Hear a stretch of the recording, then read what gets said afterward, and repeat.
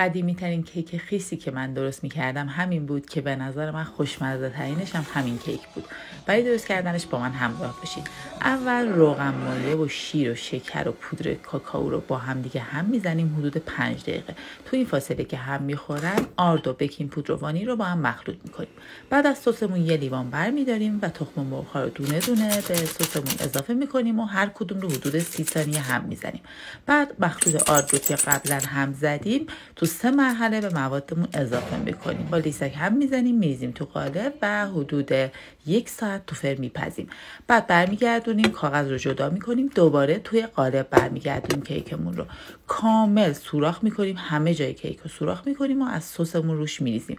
همونطور که میبینیم بعد نیم ساعت سس کاملا جذب کیک میشه. میتونین برش بزنین و کنار چای و قهوه‌تون نوش جان کنین.